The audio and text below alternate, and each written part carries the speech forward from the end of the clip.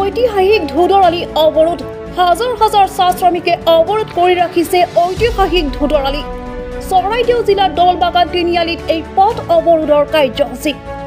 ঘণ্টা ঘণ্টা ধৰি পথ বন্ধ কৰি ৰাখিছে এইসকল প্ৰতিবাদকাৰী শ্ৰমিকে দুবছৰ ধৰি বন্ধ হৈ থকা চৰাইদেউ পৰ্বত চাহ বাগিচা খুলি দিয়াৰ লগতে শ্ৰমিক কৰ্মচাৰীৰ ন্যায়ৰ দাবীত এই প্ৰতিবাদী কাৰ্যসূচী ৰূপায়ণ শ্ৰমিকৰ সুবিধা সহস্ৰাধিক চাহ শ্ৰমিকে এনেদৰে কেইবা ঘণ্টা ধৰি অৱৰোধ কৰি ৰাখে ধুদৰালি পথটো দীৰ্ঘদিন ধৰি চৰাইদেউ পৰ্বত চাহ বাগিচা বন্ধ হৈ থকাৰ ফলত শ্ৰমিকসকলৰ সংস্থাপন তথা পৰিয়ালৰ জীৱন জীৱিকালৈ আহি পৰা ভাবুকিৰ বাবেই আজি তেওঁলোকে এনেদৰে ৰূপায়ণ কৰে এই বৃহৎ গণবিক্ষোভ কাৰ্যসূচীৰ প্ৰশাসনে বাৰে বাৰে চেষ্টা কৰিও আঁতৰাই ৰাখিব পৰা নাই এইসকল প্ৰতিবাদকাৰীক ন্যায়ৰ দাবীত পথত কান্দি কান্দি নিজৰ ক্ষোভ উজাৰিছে শ্ৰমিকসকলে পৰিস্থিতি এতিয়া অধিক জটিলতাৰ ফালে গতি কৰা পৰিলক্ষিত হৈছে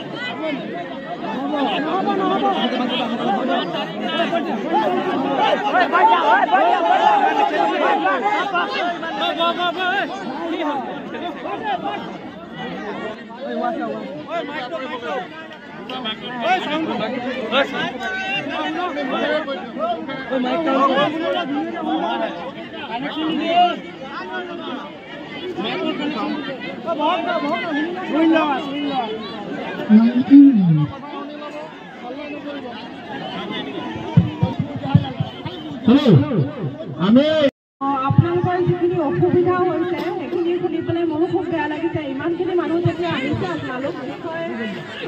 আপোনালোকৰো বহুত অসুবিধাৰ কাৰণে কৰা নাই আমি লিগেলি চাকৰি পাই চাকৰি কৰি আছোঁ তাৰ মাজত আমাক এনেকুৱাকৈ কোনোবাই ঠগাটো আমি শান্তিপূৰ্ণভাৱে শ্ৰম কৰি জীয়াই থাকিব বিচৰাটো মৌলিক অধিকাৰ হয়নে নহয় আমাৰ কোনোবাই মৌলিক অধিকাৰ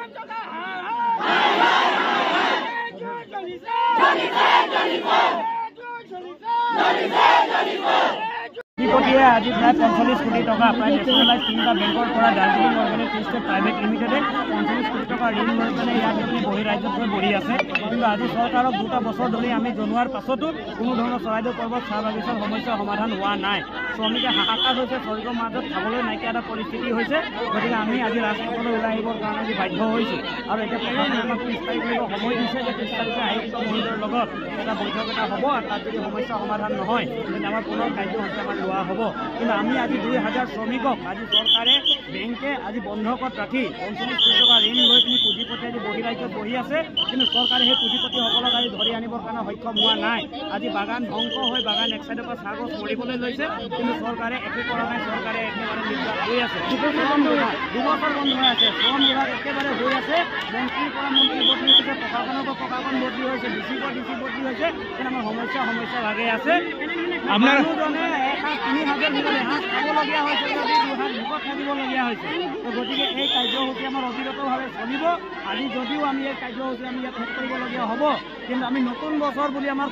নতুন বছৰৰ মনত হেঁপাহ নাই আমি নতুন সঞ্জয় কিষাণে কেৱল ঢোল বজাবৰ কাৰণে বাৰ্থডে খাবৰ কাৰণে বিয়া খাবৰ কাৰণে মন্ত্ৰী হৈছে অসমৰ যিবোৰ মন্ত্ৰী মন্ত্ৰী হৈছে মই কৈছোঁ নহয় কেৱল ঢোল বজাবৰ কাৰণে ঝুমুৰ গাবৰ কাৰণে বিয়া খাবলৈ বাৰ্থডে খাবৰ কাৰণে তেওঁলোকে মন্ত্ৰী হৈছে গতিকে তেওঁলোকক এচি ৰুমত বহি থাকে তেওঁলোকে ৰাইজৰ কাম কৰক এই ৰাইজৰ লগত কাম কৰি পিনি তেওঁলোকে আপোনালোকৰ নেক্সট ষ্টেপ কি হ'ব নেক্সট ষ্টেপ হ'ব আমি চৰাইদেউ যিহেতু চৰাইদেউ পৰ্বত চাহ বাগিচা বাপাৰজন এলেকাত অন্তৰ্ভুক্ত কৰা হৈছে আৰু চৰাইদেউ মহোৎসৱো হৈছে গতিকে এই কাৰ্যসূচী চৰাইদেউ মহোৎসৱত যাতে এফেক্ট নহওক তাৰে আমি আশা কৰিছোঁ নতুবা ইয়াৰ পৰা আমি চৰাইদেউ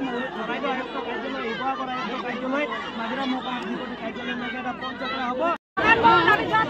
ল'ৰা পোৱালি বেংগলোৰ গৈছে তামিলনাডু গৈছে চেন্নাই গৈছে হেৰাইছে কিছুমান পঢ়া ল'ৰা ছোৱালী বাহিৰৰ জগতত কাম কৰিব গৈছে আমাৰ শিক্ষা দীক্ষাৰ ভৱিষ্যত চব চেষ্টা কৰি পেলাইছে আমাৰ ৰাইজৰ ফালৰ পৰা আমি মুখ্যমন্ত্ৰী ডাঙৰীয়ালৈও আমি আবেদন কৰিছোঁ কিন্তু তেওঁৰ পৰা আমি একো মানে উত্তৰ পোৱা নাই গতিকে আমি মহোদয় আমাৰ মুখ্যমন্ত্ৰী মহোদয়ক আমি এই অনুৰোধ জনাইছোঁ যদি আমাৰ সমস্যা সমাধান কৰিব নোৱাৰে তেনেহ'লে আমাক গুলীয়াই হত্যা কৰি দিয়ক সকলো ৰাজ্যকে আমাক গুলীয়াই হত্যা কৰি দিয়ক কিয় আমি জীয়াই থাকিও আমাৰ ল'ৰা ছোৱালীক যদি ভৱিষ্যত বনাব নোৱাৰোঁ আমি যদি ভাত এমুঠি খুৱাব নোৱাৰোঁ আমি মা দেউতাই আমাক জীয়াই থকা কি লাভ আজি 2 বছৰ দিন ধৰি আমি ৰিপৰ্টাৰক জনাইছোঁ যে যাতে আমাৰ বগানটো বেয়া হৈ আছে গতিকে আমাৰ আজি আমাৰ নিউজ লাইন 2 বছৰ দিন হৈ গ'ল আমি দেখা নাই যে আমাৰ চৰাইদেউ বিষয়ে কিবা এটা আলোচনা হৈছে সেইবাবে আমি আজিলৈকে মানে প্ৰমাণ পোৱা নাই 2 বছৰ দিনলৈকে ৰিপৰ্টাৰ আহি আমাৰ নিউজ লাইন লৈ গৈছে কিন্তু আমি বাতৰি পোৱা নাই যে আজি আমাৰ চৰাইদেউ বিষয়ে যে কিবা এটা বাতৰি পোৱা গৈছে পোৱা নাই গতিকে আজি আমি 2 বছৰ দিনলৈকে আমি আৰু আমাৰ দোকানত মানে মানুহ বুজোৱা